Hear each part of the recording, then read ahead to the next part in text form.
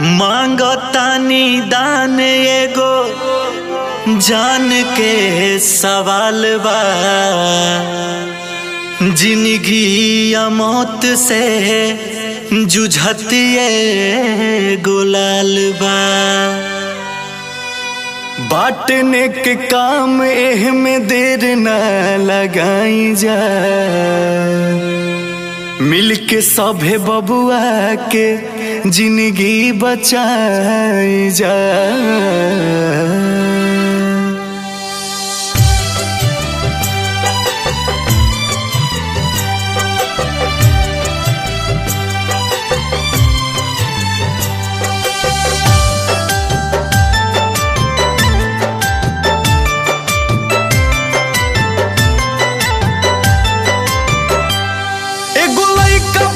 संकट में आज बात हो, आगे आवो धर्म के काज बात हो।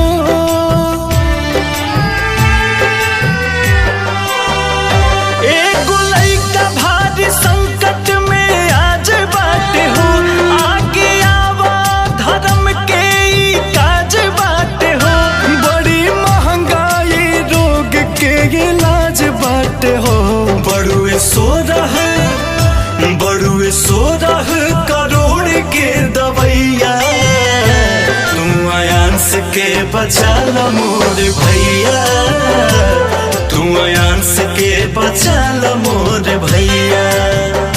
बड़ी आइल बा कठिन समैया, तू आयांस के बचा ल मोर भैया, तू आयांस के बचा ल मोर भैया।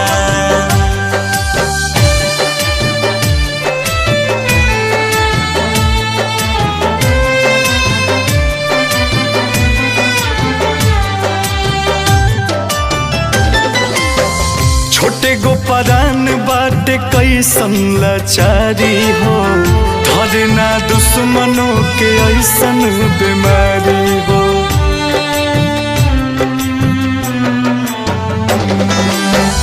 एही रे दुखवा में सब कर जरूरत बा, तबे नु जाई विपत्तिया भारी हो। अब तो दूजा कौन लौके ना उपैया, तू आयांस के बचा ल मोर भैया, तू आयांस के बचा ल मोर भैया। बाटे 16 करोड़ के दवैया, तू आयांस के बचा ल मोर भैया, तू आयांस के बचा ल मोर भैया।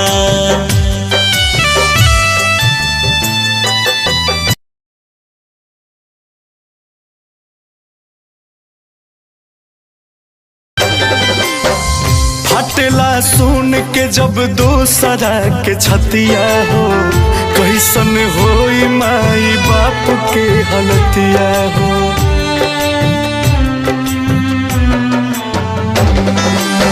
सबसे निहोरा बाबानी जा सहारा जी, दसुन जोरता निमानी लीन बतिया हो। अंकुश राजा छोटू बोस पर पैया, तू आयांस के बचा ल मोर भैया, तू आयांस के बचा ल मोर भैया। बाटे 16 करोड़ के दवैया, तू आयांस के बचा ल मोर भैया, तू आयांस के बचा ल मोर भैया।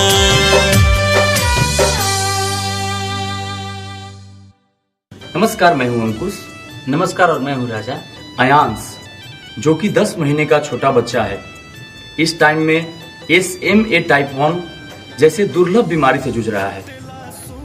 तो हम लोग आयांस के लिए एक सॉन्ग रिकॉर्ड किए हैं और हम लोग फैसला किए हैं कि इस गाने से जितने भी रेवेन्यू बनेंगे, यानी जितने भी पैसे बनेंगे, वो सारे आयांस के खाते में जाएंगे। इस गाने से आप लोग जो वीडियो देखें, इस गाने से जितने भी पैसा बनेंगे, सब पैसा आयांश के खाते में जाएंगे। और हम लोग का गाना गाने का मुख्य उद्देश्य यही है कि आप लोग हम लोगों की बातों को जन जन तक पहुंचाएं। धन्यवाद।